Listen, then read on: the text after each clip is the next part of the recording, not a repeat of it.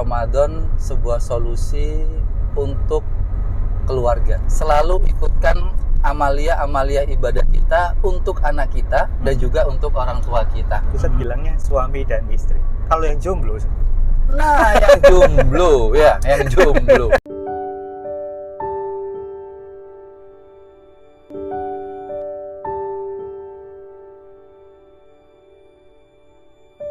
Ustaz, ini kan bentar lagi kita masuk bulan Ramadan, Ustaz. Satu kata buat Ramadan itu apa, Ustaz? Kalau menurut Ustaz Heru? Waduh, kalau satu kata nggak bisa mewakili, Mas Ilham. Saya tawar satu kalimat boleh? Boleh satu kalimat. Baik, kalau menurut saya itu ada yang unik di Ramadan itu, Mas. Apa itu? Satu kalimat untuk Ramadan itu adalah Ramadan sebuah solusi untuk keluarga. Solusi untuk keluarga. Kenapa kok saya khususkan ke keluarga? Karena seperti yang saya sampaikan tadi, ada keunikan di Ramadan, yaitu khususnya di ayat-ayat di surat Al-Baqarah, ayat yang rentetannya terkait dengan ayat Ramadan. Ya, seperti yang di surat Al-Baqarah kan yang populer itu ayat ke-183. Ya, yang tentang puasa. Iya, ya ayyuhalladzina amanu kutiba alaikumusiyam itu kan seterusnya. Dan menariknya rentetan ayat itu berlanjut ke ayat ke-184, 185, 186, 187. Nah, setelah itu sudah tidak masuk lagi urutan di ayat Ramadan. Kenapa saya ambil ini unik? Karena dari 183 sampai 187 ini hanya di 187 yang ada kalimat analogi. Analogi apa maksudnya? Puasa. Analogi puasa dikaitkan dengan keluarga. Gitu. Di situ dikatakan ada kata-kata hunna libasul lakum wa antum libasul lahunna. Kamu adalah pakaian untuk pasanganmu, dan juga begitupun juga sebaliknya adalah pakaian untuk pasangannya. Suami adalah pakaian untuk istri, istri adalah pakaian untuk suaminya. Di sini menggunakan analogi pakaian. Nah, kalau kita berbicara secara bahasa Arab, analogi atau kias itu sangat difungsikan. Apalagi kan lagi ramai kemarin ya, penganalogian yang tidak tepat gitu ya. Kemarin sempat viral itu. Iya, sempat viral itu. Karena analogi ini, bahasa analogi ini juga dipakai oleh Rasulullah SAW. Ya, sebagaimana Rasulullah menyampaikan yang populer ya, sesungguhnya sahabat yang baik itu engkau temani karena dia seperti halnya penjual minyak wangi. Tetapi juga jangan engkau temani dekati besi. Yang pandai besi, yaitu yang tidak baik ataupun ya tidak memberikan manfaat faedah. Itu kan analogi ya, Mas. Atau dalam redaksi yang lain dikatakan Rasulullah itu mengatakan beda antara orang yang berzikir dengan orang yang tidak berzikir. Seperti halnya mereka yang berzikir itu orang yang hidup. Yang mereka tidak berzikir itu adalah orang yang mati. Sebuah penganalogian. Nah, apa fungsi analogi di situ? Fungsinya adalah lisuhulati fil faham, memudahkan orang untuk memahami. Karena kalau dari sisi analogi kita bisa mencerna secara logika gitu. Iya, dan siapapun kan akhirnya mudah. Ketika kita menjelaskan sesuatu ke anak kecil kan salah satu metodenya kan kita menganalogikakan. Iya, benar. Ya, maka di situ memang memudahkan sebuah pemahaman. Nah, sekarang kenapa kok di ayat Ramadan itu hanya di ayat 187 surat Al-Baqarah ini ada analoginya? Maka di situ ada sesuatu yang perlu kita kulik di situ. Nah, kenapa kok pakaian? Jadi begini, suami adalah pakaian untuk istri, istri adalah pakaian untuk suami.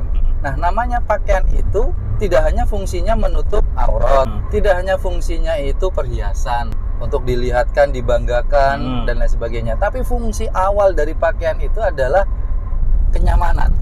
Coba misalnya ada pakaian yang mahal gitu ya, yang branded gitu ya. Harganya mungkin puluhan juta gitu ya, jutaan sampai puluhan juta.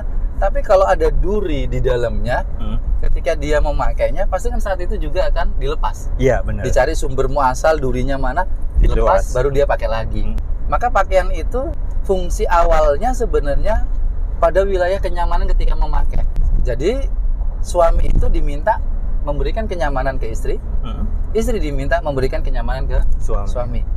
Dan kenyamanan itu biasanya ditentukan oleh sebuah kondisi, sebuah situasi, sebuah waktu.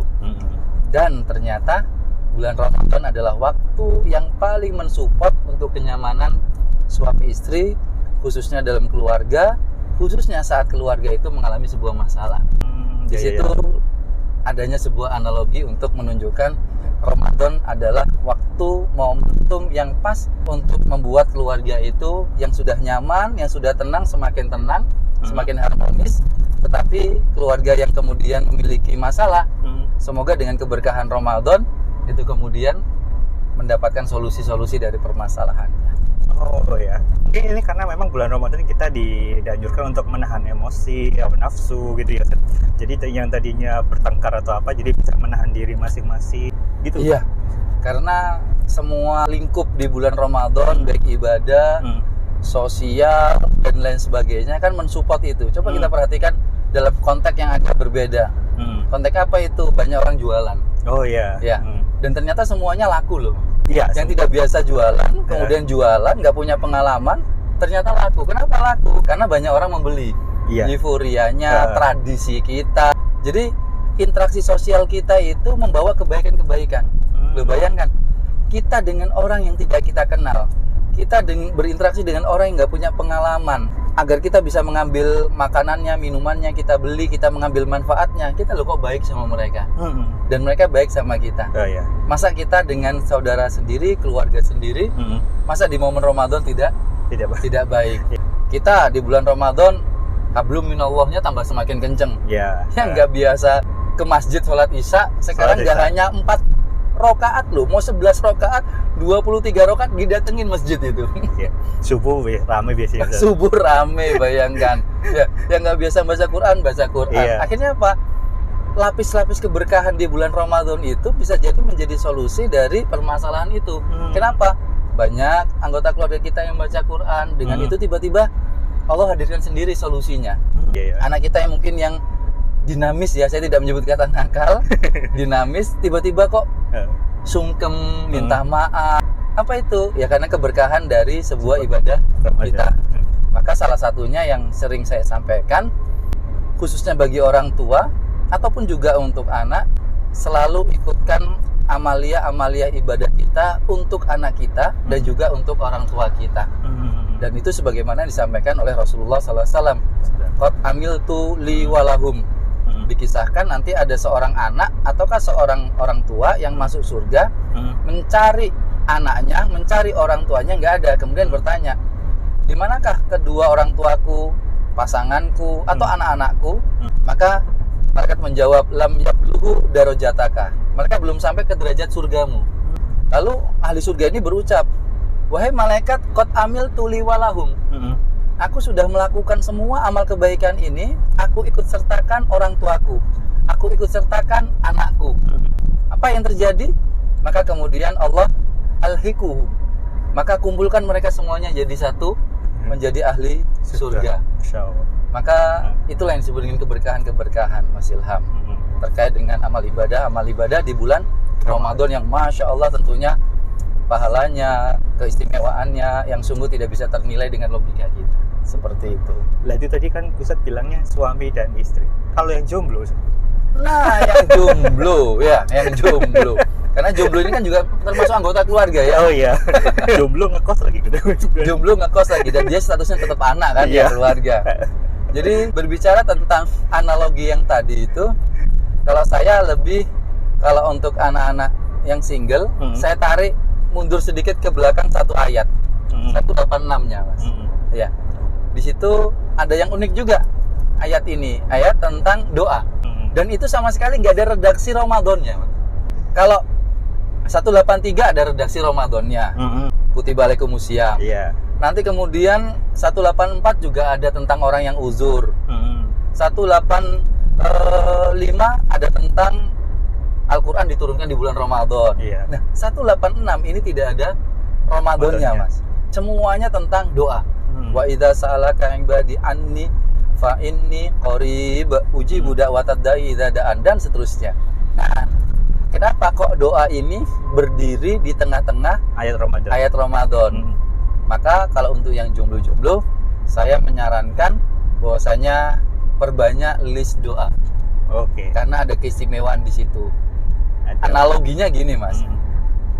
Anggap aja ya 183 Ramadan, 184 Ramadan, 185 Ramadan, 186 bukan Ramadan, doa, 187 tentang Ramadan. Nah, ibaratnya itu biru, biru, biru, kuning, biru. Nah, kalau kita pertama kali menoleh melihat ke titik itu tadi, yang kita lihat yang kuning karena beda sendiri ya. Dan kita biasa terfokus kepada sesuatu yang berbeda. Maka tentunya kalau kita melihat ayat itu, berarti kita harus memfokuskan ke 186. Ada apa kok ayat doa dimasukkan, diselakan di antara ayat-ayat Ramadan? Maka disinilah saya mengajak anak-anak yang single ya, yang jomblo ya, jangan dilematis dalam menyikapi bulan Ramadan yang memang terkadang dinikmati oleh mereka-mereka dalam konteks keluarga. Anak yang single juga bisa menikmati bulan Ramadan, yaitu dengan menambah, saran saya, list doa-doa terbaiknya di bulan Ramadan. Bahkan kalau saya, teman-teman, saya menyebut list ya, Mas Ilham, bukan menghafal. Jadi kalau bulan Ramadan itu gampangnya 29 sampai 30 hari, ya buat saja 29 atau 30 doa. Yang berbeda, Ustaz. Yang berbeda, jangan sama, saran saya. Hari pertama apa misalnya? Berharap mendapatkan keberhasilan kuliah misalnya. Hari kedua pekerjaan misalnya. Hari ketiga jodoh ini dan lain sebagainya. Tapi tetap doa yang lain tetap dibaca. Cuma ini ada doa yang kita khususkan di bulan Ramadan. Seyakin-yakin saya insya Allah dari 30 doa itu bisa jadi satu itu terijabahi di tahun itu insya Allah. Amin. Bisa jadi Syawal halal ya, Ustaz? Bisa jadi Syawal halal. Halal lebih halal bisa. Iya benar-benar bisa halal, tapi yang halal bihalal ya. Oh itu insya Allah pasti itu ya. Halal bihalal. Insya Allah. Itu jadi Mas Ilham terkait dengan Ramadan adalah solusi bagi keluarga. Yang mencakup semuanya. Ustaz. Mencakup semuanya. Karena kita tidak lepas dari ikatan keluarga. Seperti itu. Ya. Terima kasih Ustaz ya. Semoga semangat untuk Ramadan tahun ini. Insya Allah kita bisa sampai ke bulan Ramadan dan menjalankan ibadah dengan lebih baik dari tahun sebelumnya. Amin. Ini kita perjalanan ini, jadi doanya musafir ini insya Allah ijabah. Ada doa yang lain mungkin setelah saya bilang ini mustajabah ini? Ada, tapi saya sebutkan dalam hati saya. Oh Masya Allah. Maka saya juga amini dalam hati juga. Insya Allah. Alhamdulillah. Ini perjalanan dari Kediri kembali ke Surabaya kita ya. Terima kasih. Baik. Semoga bermanfaat Mas Ilham obrolan kita. Terima kasih, Ustaz. Sama-sama.